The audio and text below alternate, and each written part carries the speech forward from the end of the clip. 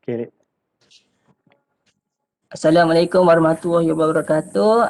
Kami dari Kumpulan 12 ingin membincangkan tentang video TikTok peningkatan kes COVID dan video vaksin COVID-19. Tanpa membuang masa, silakan Ifan.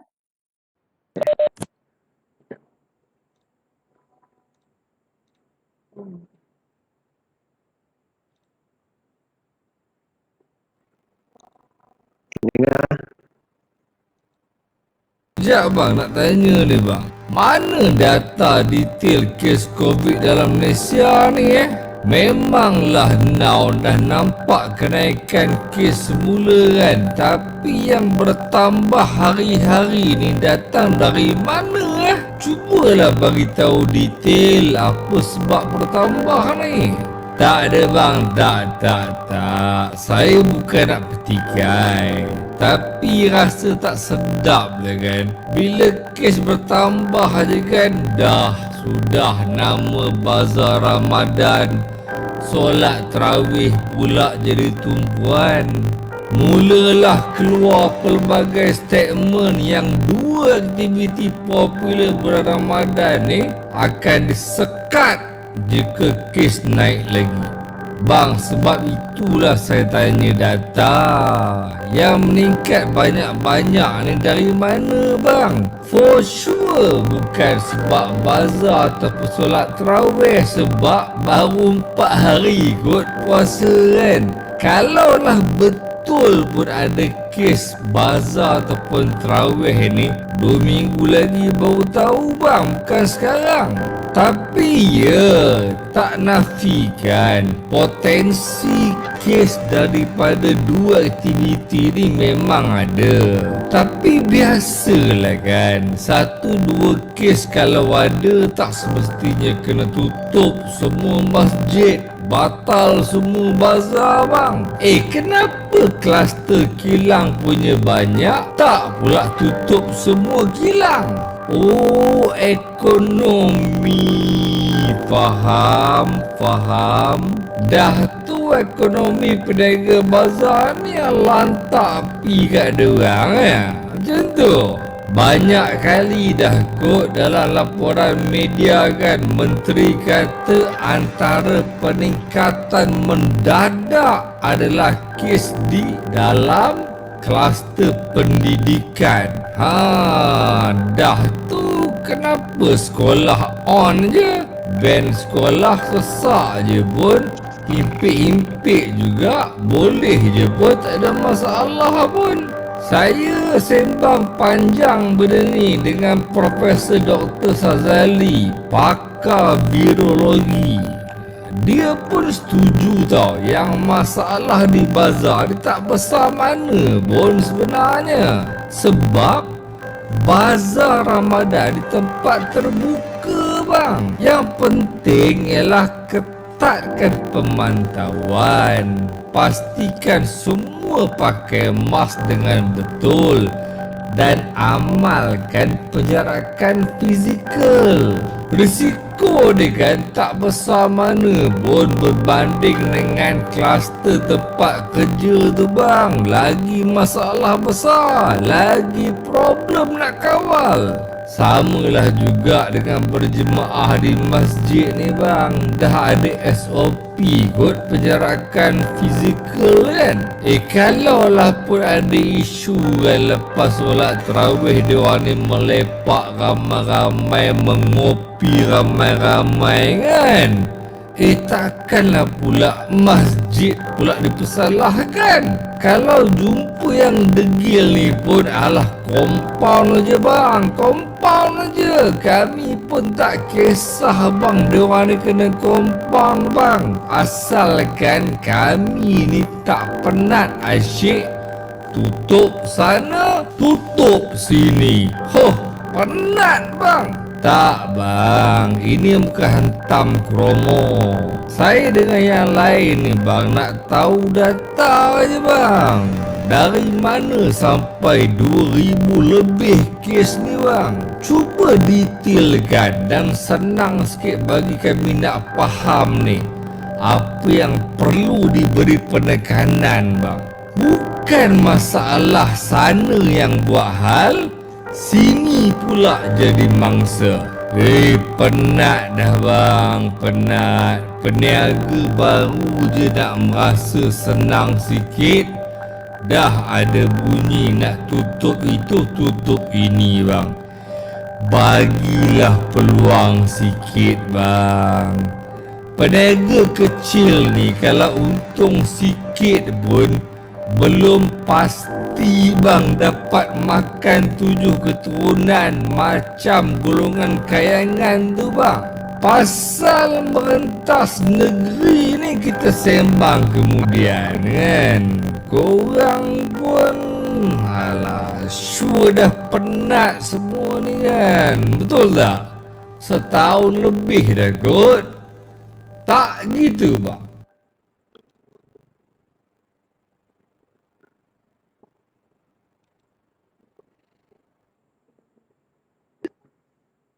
Okey, berdasarkan video kita dah tengok tadi kan, kalau korang tengok, korang tanya opinion aku lah. Aku rasa aku setuju lah dengan brother tadi cakap. Sebab satu, kita kes makin meningkat tapi kita still tak tahu exactly dari mana semua kluster tu datang. And lepas tu bila kluster meningkat sejak Ramadan ni, macam dia cakap, dia orang involvekan pasal bazar, pasal tarawih. Padahal sepatutnya kita boleh dapat result tu another 2 weeks macam tu kan. Lepas tu bagi akulah, supposedly diorang kena expose dekat mana kluster-kluster yang tinggi-tinggi ni, and diorang kena cegah cepat-cepat. Sebab bagi aku tak silap lah, kalau kita nak cegah tu mungkin should be quarantine dalam 10 hari macam tu kan. But at least kita dapat kurangkan risiko-risiko untuk transmit dekat orang lain macam tu. Tapi now kita tak tahu dekat mana exactly tempat yang menyebarkan banyak sangat virus-virus COVID ni, sampai kita masyarakat ni tak aware. Bila kita pergi tempat tu, kita tak tahu sama ada tempat tu berisiko tinggi atau tak macam tu. So bagi aku kerajaan memang perlu, macam yang brother cakap, dia kena state dekat mana tempat yang apa tu nama dia, berisiko tinggi, so that masyarakat boleh aware. And kerajaan pun kena ambil tindakan, and tak boleh actually nak consider ekonomi je, kena consider juga nyawa masyarakat. Tu pendapat aku lah. Actually apa yang dia cakap tu, dia bukan nak salah ke mana-mana pihak, cuma it means PKP ataupun prosedur-prosedur yang ditetapkan oleh kerajaan ni, dia tak kena pada tempatnya, faham tak? Means kita kontrol yang macam okay, tak boleh cross negeri, kita tak boleh buat contoh macam dia nak salahkan bazar Ramadan. Tahu tak kenapa dia define bazar Ramadan tu tempat public, tempat terbuka, dia kata selamat. Sedangkan memanglah kita tengok macam dia padat dan sebagainya, tapi actually kenapa dia kata kurangnya risiko dekat bazar Ramadan ni, actually sebab dia public punya tempat. Bila public punya tempat, mask kita pakai, SOP memang kita jaga, faham tak? Dia lagi bahaya untuk tempat-tempat yang tertutup macam sekolah. Siapa nak pergi marah budak-budak kat sekolah tak pakai mask? Siapa nak marah budak-budak yang Setuju. staff-staff yang kerja dekat office kan? Sebab even kita dengan kita punya colleagues or kita punya friends memang tak akan jaga that kan. Memang kita kata tak apa kawan-kawan, nak kena mampu ni kan. Tapi isu dia tempat-tempat yang macam tu lagi berisiko tinggi lah kan. That's why lah dia datang dengan that idea kan. Itu bagi pendapat aku lah kan. Sebab make sure make it yang prosedur yang memang kena tu the problem lah kan. Betul. Okay. So yang lain macam mana? Okay, aku rasa aku masih tertanya-tanya kenapa kerajaan ni macam dia tak detailkan data tu.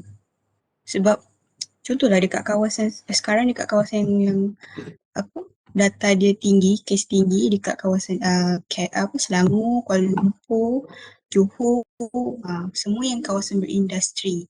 Kawasan yang macam negeri yang kecil-kecil macam Perlis tu kurang dia punya kes sampai sekarang. Jadi kenapa dia tak bagi tahu yang secara detail sebenarnya kilang tu menyebabkan kes tinggi. Mesti akan sentuh bab lain, bab solat, jemaah, bazar Ramadan tu.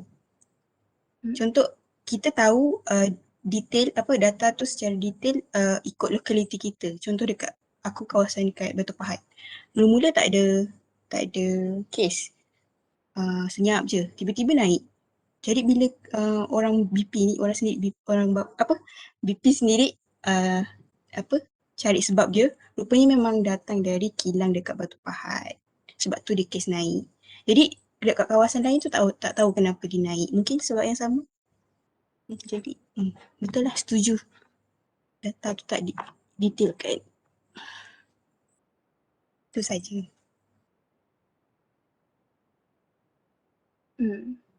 Aku pun setuju juga macam tu. Apa pendapat yang lain pula? Mungkin korang ada view lain. Aku pun setuju dengan korang. And data tu aku rasa memang kena, diorang memang kena bagi exact data tau, sebab mesti akan ada certain people yang macam fikir macam tak logik tau benda tu. Macam hari raya, kalau diorang nak blame bazar Ramadan apa semua kan, macam kita pun tak tahu data tu datang dari mana. So macam tak logik tau. Macam certain people akan macam tak percaya pun apa yang diorang bagi tahu. So data tu memang perlulah untuk diorang publish kat semua. Setuju?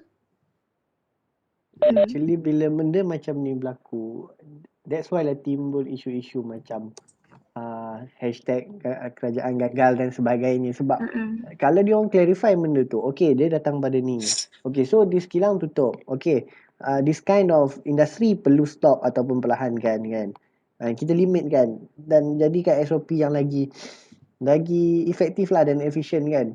That's why bila muncul isu-isu yang macam ni, rakyat jadi was-was kan. Kita nak tengok, oh betul ke dia orang ni memang ada something wrong dekat sini, dia orang nak cuba sembunyikan something ke, ataupun memang untuk for dia orang punya kepentingan kan. Ada masing-masing punya kepentingan. So tak sure lah kat situ kan.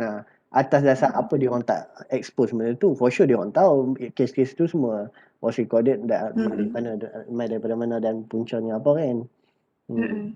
Tu je lah tu yang boleh probably timbulkan fitnah terhadap kerajaan lah.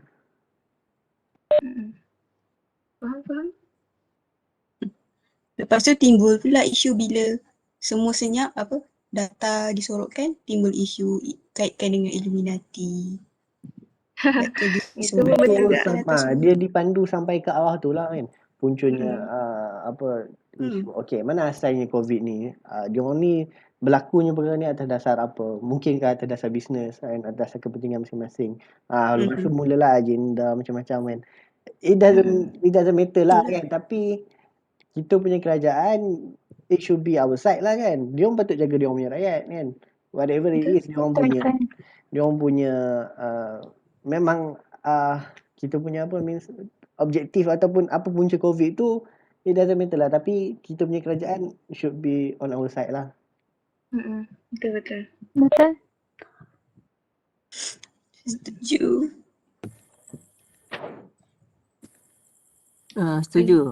Setuju yang pendapat Irfan berkaitan yang tindakan kerajaan tu. Tapi kalau kita lihat masa ni, kita boleh lihat contohnya compound. Kalau kita tengok daripada segi layanan yang diberikan oleh pihak kerajaan terhadap rakyat biasa dengan golongan kayangan berbeza.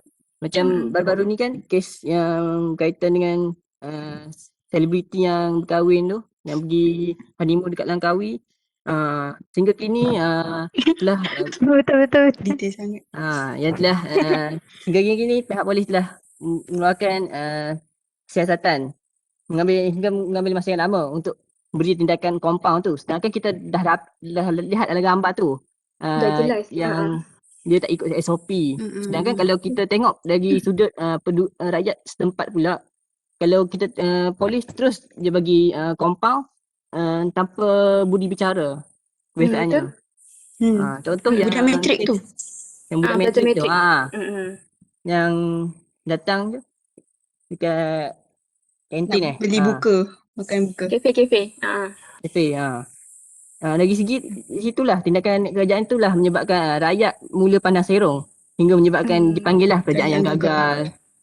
Betul. Betul. Setuju. Dia Tapi kan weh, aku tengok ada je data. Data. data Sebab Wani. ni mana? Teruskan Wani. data yang macam mana tu? Perak kan ada 50 kes. Lepas tu dia macam 5 dekat Lekir, 2 dekat Lumut, 3 dekat Sri Mancung. Ada je macam tu. Tapi maybe kena detailkan lagi lah kot kan. Macam tu Diorang dekat tak taman mana. spesifik sangat.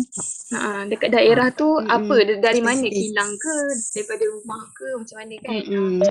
Even Dia memang panggil benda nama tu kluster-kluster je. yes, memang kita define a cluster based on asalnya datang dari mana, apa punca dia. Tapi dia memang dah expose, tapi sekarang ni dia dah tak macam tak tekankan. Kenapa dia orang cakap, oh so this industry memang punca dia banyak disebabkan ni kan. Kita nak step-step yang efisien lah kan, bukan nak salahkan benda-benda yang tak sepatutnya kan. Betul. Dia macam Ifan cakap, diorang tak diorang tak jalankan SOP tu macam ni? Tak bertempat tau. Macam sepatutnya tempat ni kau kena tekankan tapi orang ambil sambil lewa. That's the reason, salah satu sebab kenapa dia macam makin merebak. Tapi dia akan merebak among kluster kilang tu je, tapi still menaikkan amount kes dekat dalam Malaysia kan. Macam tu. Dia tak ada isu kalau macam tempat kilang tu, kluster kilang, dia orang memang tak boleh rumah, dia orang memang dalam kawasan kuarantin, kau memang tidur kilang, tak apa. Sama same goes tu macam budak-budak yang macam mana KPT buat lah kan, Kementerian Pengajian Tinggi, dia orang akan buat okay, untuk student yang balik memang tak boleh keluar kan, memang duduk area tu apa semua, macam tu that's fine kan. Macam budak-budak matrik, dia orang memang kena kuarantin sama-sama apa semua kan. Tapi bila isu yang benda macam tu kita tak payahlah nak tekankan sama dengan budak dekat kantin. Benda tu sangat tak rasional lah kan. Betul. Ada lagi apa-apa pendapat? Okey. Boleh tengah agak. Boleh. Boleh. Sila. Okey. Saya cakap tentang itu laporan media itu.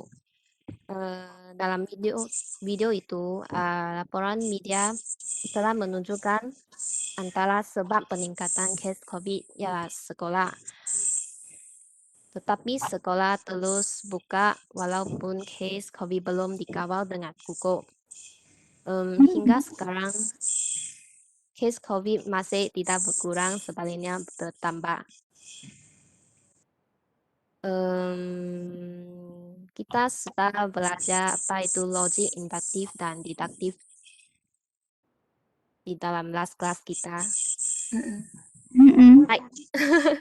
Betul. So, logik induktif adalah di mana sesuatu kesimpulan atau tanggapan yang dibuat adalah berdasarkan kepercayaan kita yang telah dibina lebih awal.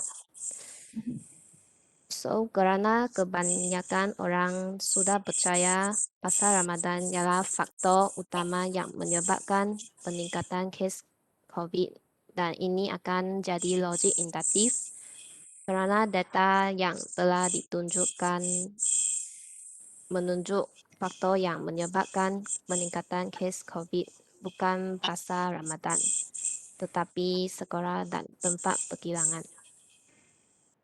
Okey, itu saja.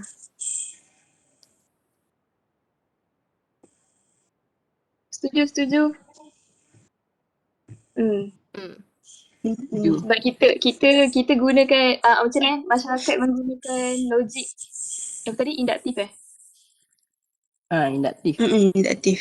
Kita assume daripada kita punya view sahaja macam tu, without tengok dekat the real data macam tu. Betul? Kita tak Kajian yang ada lebih kebenaran gitu. begitu. Betul. Okay. So korang rasa dah puas hati tak perdebatan yang berlaku dalam kita punya perbincangan untuk video tu yang pertama? Ya. Ke ada nak tambah lagi? Aku pun sama. Puas hati dengan kita punya kesimpulan. Tutup cadangan. Okay, kalau semua dah okay, kita boleh move ke next video rasanya. Okay, Ifan? Okay, silakan Ifan. Okay. Ya.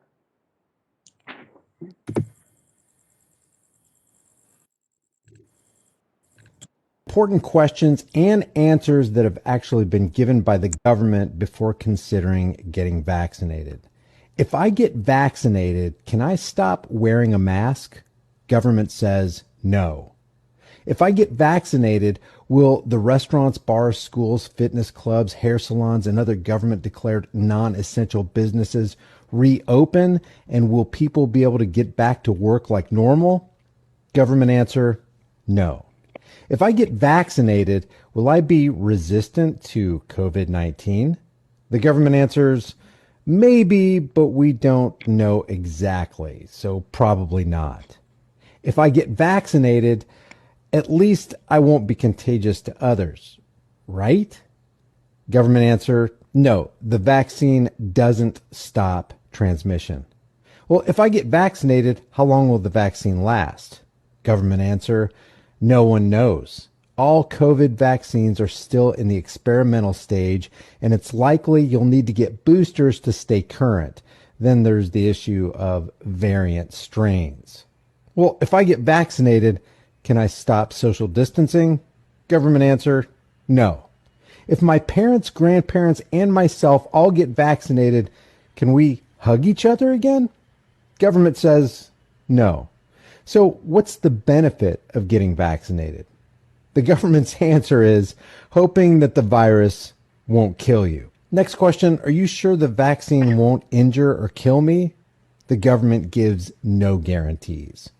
If statistically the virus won't kill me to the tune of 99.97% survival rate, why should I get vaccinated? Government's answer, to protect others. So if I get vaccinated, I can protect 100% of people I come in contact with? Government answer, no, absolutely not. If I experience a severe adverse reaction, long-term side effects, which are still unknown, or die from the vaccine, will I or my family be compensated from the vaccine manufacturer or the government? Government's answer, absolutely not. The government and vaccine manufacturers have zero liability regarding this experimental drug. So to summarize, the COVID-19 vaccine does not provide immunity, does not eliminate the virus, does not prevent death, does not guarantee you won't get it, does not stop you from passing it on to others, does not eliminate the need for mask wearing and social distancing, does not eliminate the need for travel bans, does not eliminate the need for business closures, doesn't eliminate the need for lockdowns, and if you take it and get harmed by it, the companies and governments will not be liable and you will not be compensated.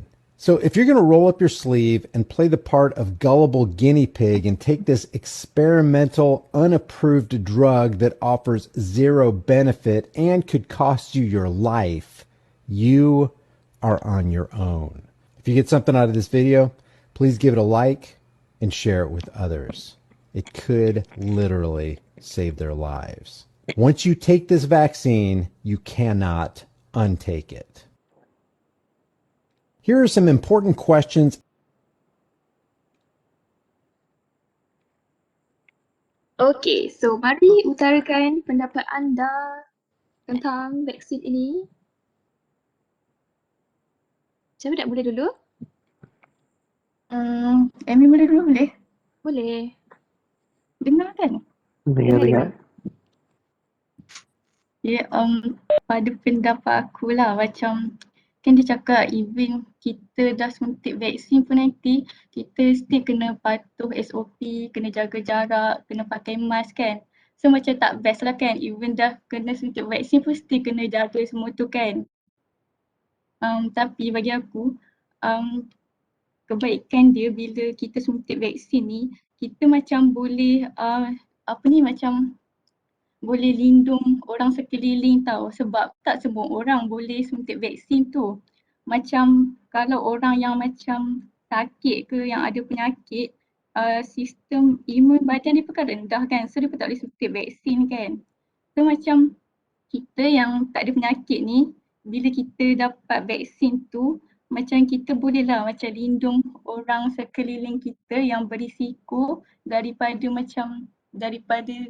kena virus COVID-19 tu. Kan? Faham. Itu je kot dari aku. So yang lain macam mana? Husna ke? Kalau video tu kan dia macam nak cakap dia tu lebih kepada dia tu macam seorang anti vaksin kan. So pendapat aku golongan macam ni dia macam ancaman kepada negara lah sebab dia macam mengancam usaha kerajaan nak tolak vaksin ni. Mengancam usaha kerajaan nak melawan COVID-19.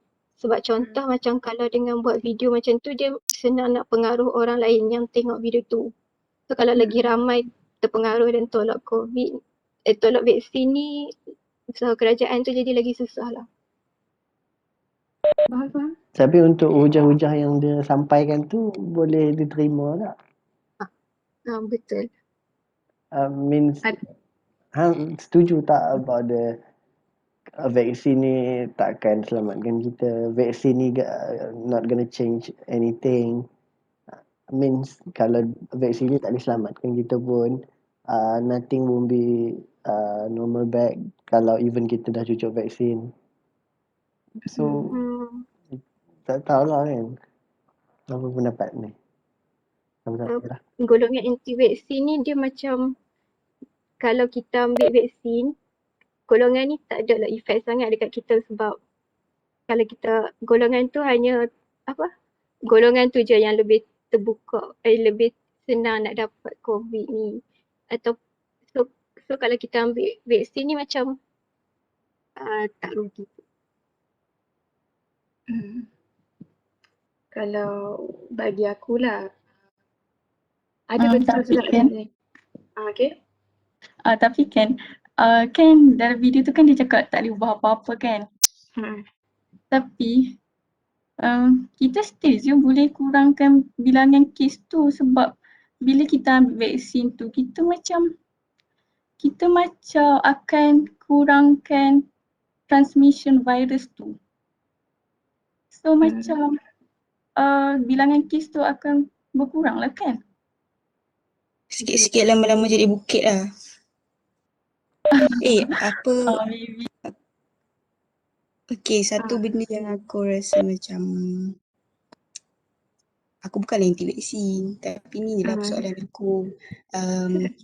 Kan kita nak keluarkan satu statement, satu benda tu lah kita kena logik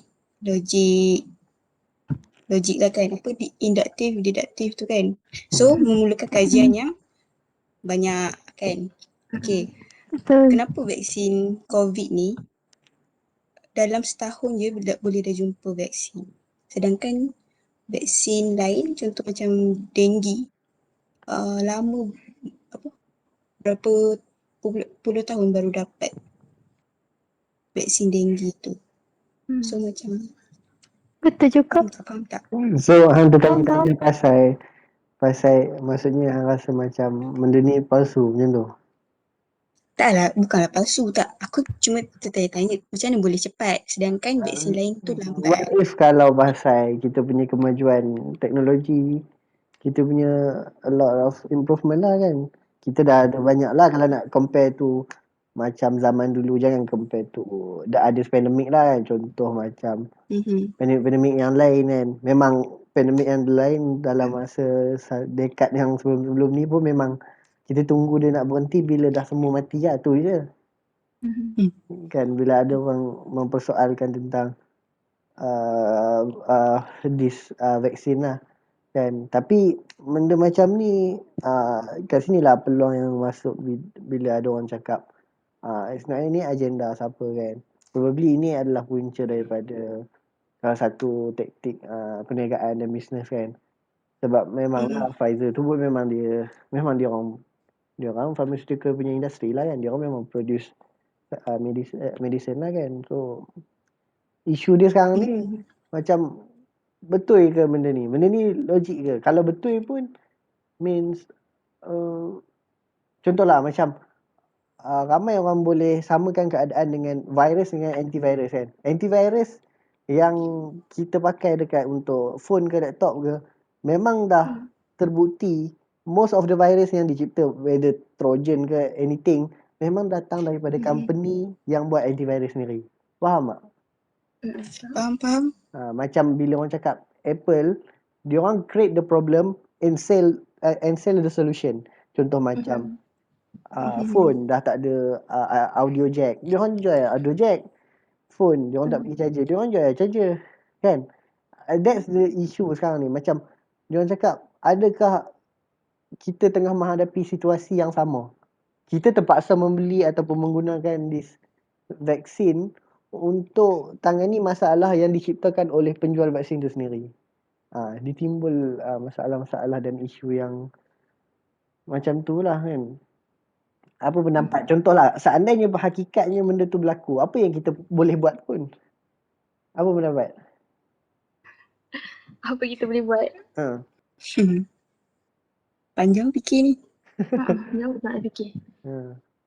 Means kita punya government kan, wajar ke bila Pfizer buat keluar statement, kita at first cakap okay 1 dos, lepas tu kena ambil 2 dos kan, lepas dah distribute cakap kena guna 2 dos, okay fine kan, lepas tu dah some of the country dah consume kan, dia orang cakap okay perlu ambil dos yang ketiga, and then now the latest one dia orang cakap COVID punya vaksin kena ambil setahun sekali. Is it national ke? Aku rasa macam entahlah. Tak berapa agree lah. Sebab diorang tak berpendirian tetap. Macam diorang pun unsure. Aku tak nafikan lah yang aku pun tak berapa yakin dengan, bukan tak berapa yakin tau. Aku yakin dia boleh bantu tapi dia tak works on semua orang. Faham tak? Macam mungkin Betul. Itulah, tapi macam Dr. Mala cakap dekat dia orang punya live kan, dia cakap okay, issue about the KKM punya staff, 40% daripada dia orang dah yang dah cucuk vaksin 2 dos tapi dah dijangkiti balik dengan COVID-19 lah, means dia orang positif COVID kan. So dia cakap okay, Pfizer bawa keluar untuk kontrak, hantar, okay dia orang supply, dia orang cakap dia orang punya effectiveness just 95% lah, means daripada 100%, 5% probably akan still akan dijangkiti lah kan. So Dr. Mala cakap okay, compared to the 45%, 45,000 lah kan, 45,000 orang yang dah ambil vaksin ni, baru sekarang positif 40%. Dia cakap itu tak sampai pun 1%, dia cakap. Itu apa yang dia cakap lah kan. Not sure lah, tapi kalau sure about that keberkesanan, kenapa kita perlu nak consider about dia orang punya suggestion kan, tu ambil dos yang ketiga untuk provide kan. Itu memang tak boleh didiscuss sekarang sebab kita akan tengok apa yang akan jadi selepas ni. Tapi on this current situation, apa yang kita kena buat? Follow the flow lah. Follow the flow je. So patut tak aku register COVID vaksin dekat MySejahtera ni? Tak tu ke? Tak register lagi ke? Aku dah daftar dah. Anti-vax ni. Anti-vax. Tak lah. Kalau personal opinion aku, kita pun tak boleh nak buat orang 100% percaya dengan keberkesanan vaksin ni.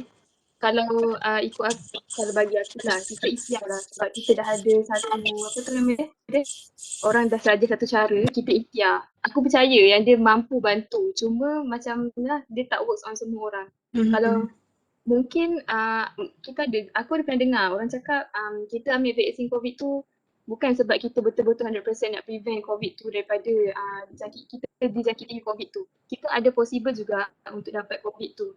Tapi at least kita punya antibody mampu nak lawan COVID punya virus tu, faham tak? Benda tu vaksin tu bukan yang kau cakap kau cucuk, okay kau dah free daripada COVID dan kau tak payah nak ada ambil langkah berjaga-jaga, tak. Kau masih ada risiko untuk dijangkiti. Cuma bila kau dijangkiti kau tak akan selemah and mungkin risiko untuk kau meninggal dunia ke akan kurang. Sebab antibody kau dah kuat. Susah. Tapi dia depends orang lah. Mungkin ada orang yang allergic dengan bahan dalam vaksin tu kita tak tahu. So mungkin tu salah satu punca kenapa ada kematian ke lepas cucuk vaksin, tak pasti. Itu pun kita perlukan penjelasan jugalah daripada orang-orang yang berpengalaman macam tu.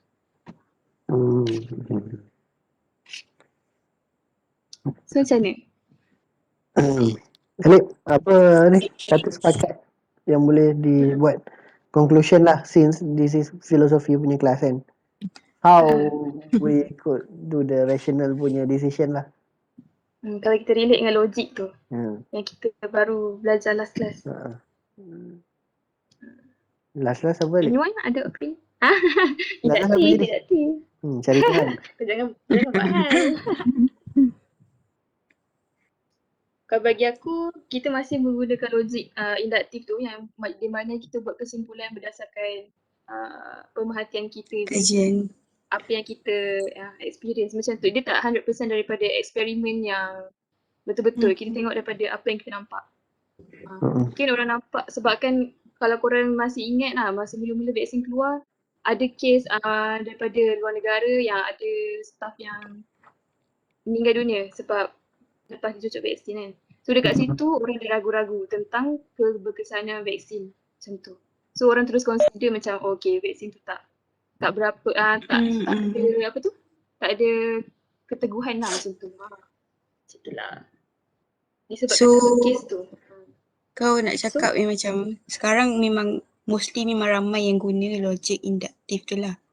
Sepatutnya kita guna logik deduktif untuk dapatkan satu kesimpulan yang tepat macam tu. Betul.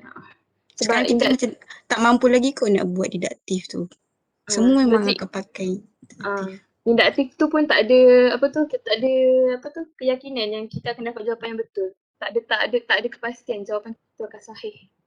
Sebab kan kita punya view, kita tak consider the whole view daripada orang-orang yang lebih berpengalaman and berpengetahuan lah macam tu.